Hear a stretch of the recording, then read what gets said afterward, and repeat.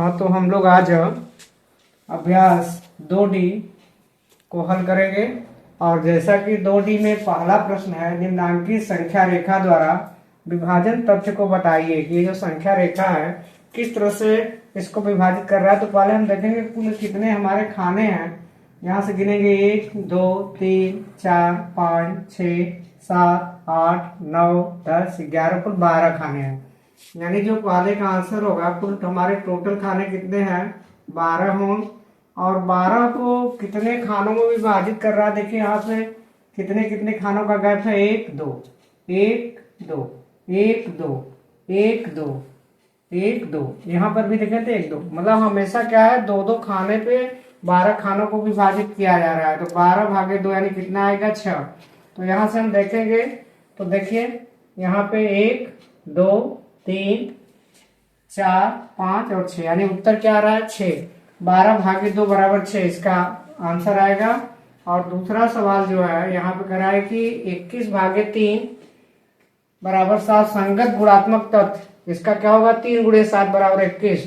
अतः निम्नांकित तथ्यों के संगत गुणात्मक तथ्य बताइए। यानी जैसे यहाँ कह रहा है कि 21 भागे 3 बराबर 7, तो उसी के गुणात्मक तथ्य हम ले रहे हैं, तो 3 गुणे 7 बराबर 21 आ रहा है। तो उसी तरह से दूसरे सवाल में हमारा जो पहला सवाल है वो है 56 भागे 8। तो 56 भागे 8 बता रहा है 7। तो इसका जो हमारे गुणात्मक तथ्य होगा, इसका गुणात्मक तथ्य, तो यहाँ पे उसी का उल्टा हो जाएगा, 7 गुणे 8 हो जाएगा। तो 7 गुणे 8 बराबर कितना हो जाएगा 56। उसी तरह से इसी का दूसरा जो सवाल है वो है 66 भागे 11 बराबर कितना है 6। अब इसका जब हम लोग गुणात्मक तथ्य लेंगे, गुणात्मक तथ्य, तो यहाँ भी वही क्या होगा 6 गुणे 11। तो 6 गुणे 11 बराबर कितना आ गया 66। उसके बाद देखिए तीसरा वाला प्रश्न है, करा 117 को दो संख्याओं के गुणा रूप में व्यक्त कीजिए जिसकी एक संख्या 13, यानी एक संख्या हमें 13 बता दिया। तो हम लोग क्या करेंगे, इसमें जो है 117 में 13 से भाग दे देंगे, जैसे ये वाला प्रश्न है ठीक इसी तरह से। तो लिखेंगे 117 भागे 13। अब देखिए भाग देंगे कितनी बार जाएगा 9 बार। 13 9 कितना हो गया 117।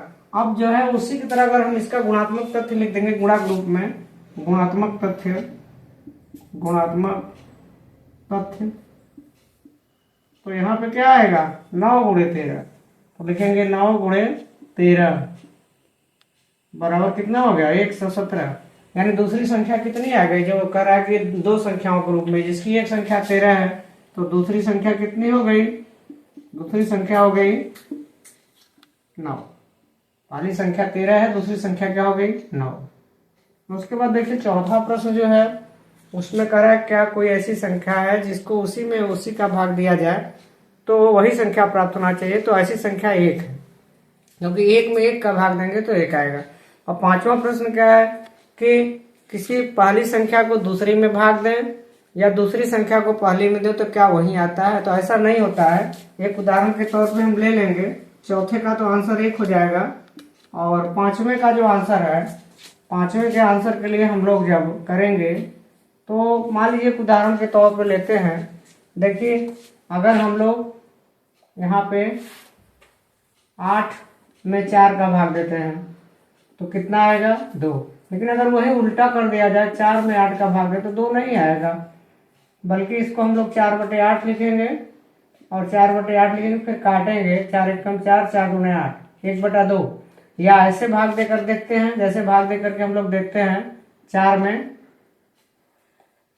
हाँ 4 में हमें 8 का भाग देना है। तो 4 में 8 का भाग देंगे तो ऐसे 0 जाएगा। तो यहाँ रखेंगे 0, 5/40, यानी कि 8 पंजे 40, 5 बार जाएगा, ये पूरा पूरा कर जाएगा। या इसी को हम लोग बोलेंगे 0.5। क्या बोलेंगे 0.5। लेकिन अगर यहाँ पे हम लोग भाग देते हैं, 8 में 4 से भाग देते हैं, तो देखिए सीधे सीधे 4 दूना कितना हो जाता है 8 हो जाता है। और यहाँ कट करके क्या आ जाता है 2। तो ऐसा नहीं है, यानी कि अगर पहली संख्या में दूसरी से भाग दे रहे हैं तो कुछ और आ रहा है, और वही उल्टा कर दे, दूसरी में पहली का भाग दे दे तो कुछ दूसरा आता है। तो ऐसा नहीं है। गुणनफल में हम लोग अगर पहले का दूसरा में या दूसरे का पहला में गुणा करते तो बराबर, लेकिन भाग में ऐसा नहीं है, भाग में ऐसा नहीं है। उदाहरण हमने दे करके बता दिया है। और इस तरह से ये हमारा अभ्यास जो है कि 2D पूरा होता है।